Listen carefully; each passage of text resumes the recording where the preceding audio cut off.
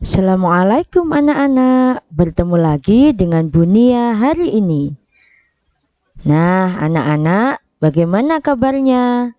Bunia harap hari ini kalian juga semakin semangat dalam belajar di rumah. Hari ini kita akan mempelajari tentang tema 9, subtema 1, pembelajaran ke-1.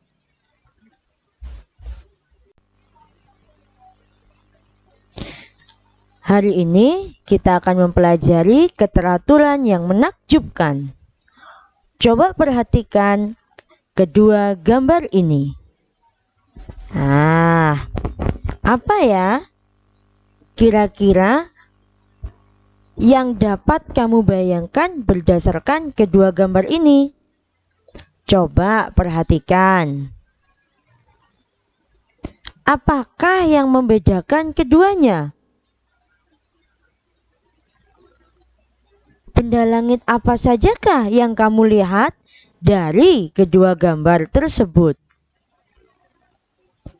Apakah kamu pernah melihatnya secara langsung? Nah, coba diskusikanlah pertanyaan-pertanyaan tersebut dengan keluarga terdekatmu. Nah, anak-anak, dari kedua gambar tersebut, kita akan mempelajari benda langit yang ada di sekitar kita.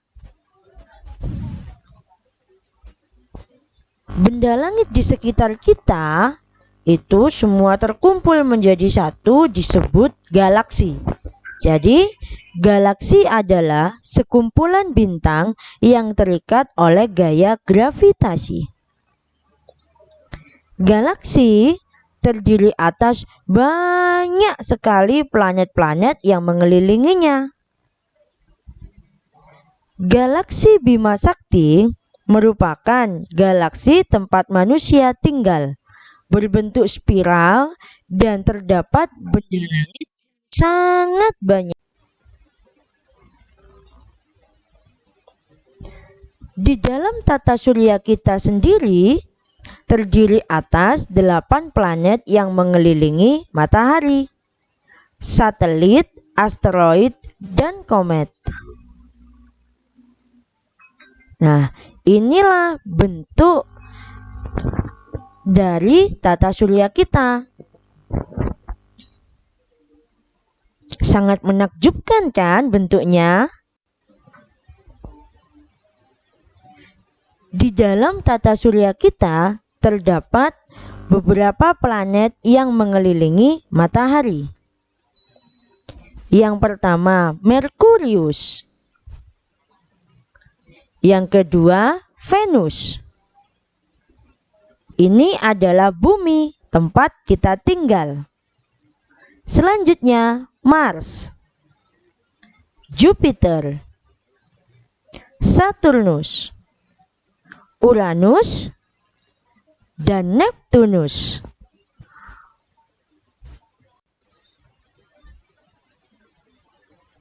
Setiap planet dalam tata surya berada pada garis edar berbentuk elips yang disebut orbit.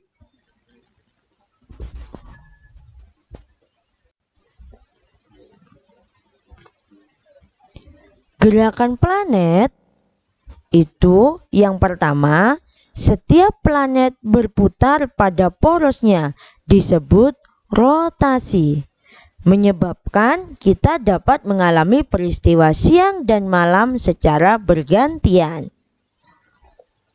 Yang kedua, semua planet yang ada dalam sistem tata surya akan berputar mengelilingi matahari yang disebut revolusi. Oleh karena itu, matahari disebut sebagai pusat tata surya. Setiap planet memiliki waktu yang berbeda untuk mengelilingi matahari dalam satu kali putaran penuh.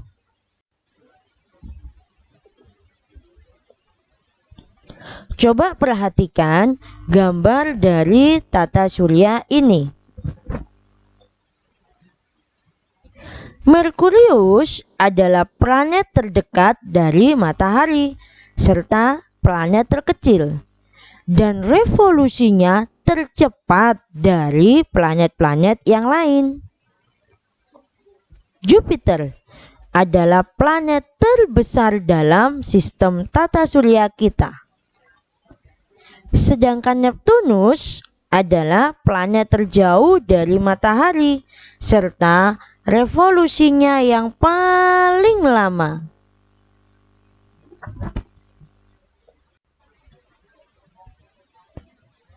Nah, anak-anak, info-info tadi perlu kalian catat, dan info-info tersebut termasuk dalam karangan non-fiksi, yaitu karangan yang berdasarkan data-data yang autentik.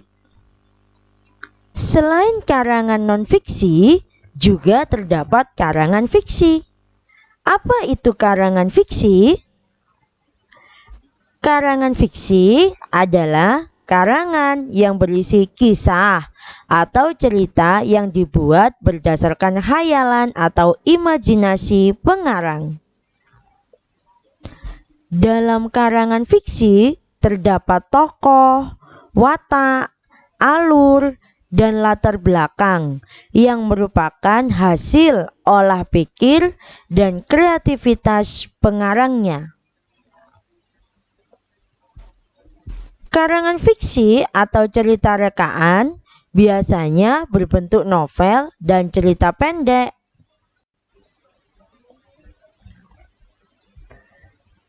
Di dalam sebuah karangan fiksi terdapat tokoh utama dan tokoh tambahan.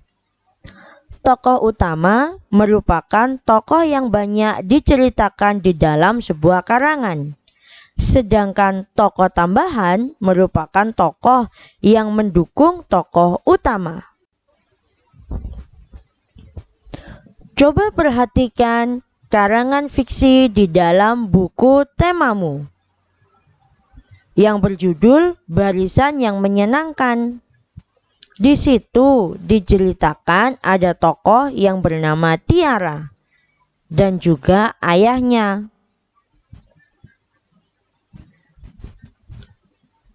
Setelah kamu membaca cerita tersebut, kamu akan tahu siapakah tokoh utamanya dan siapakah tokoh tambahannya.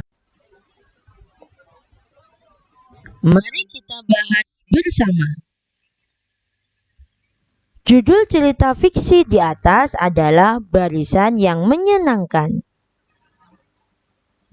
Penulis dari cerita fiksi tersebut bernama Amanda Naila.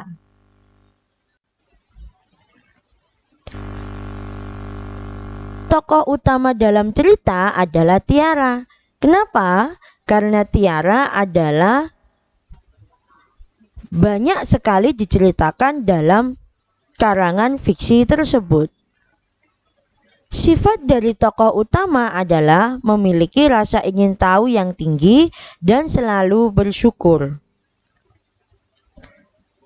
Tindakan yang dilakukan adalah memikirkan bagaimana bumi dan planet tidak saling bertabrakan.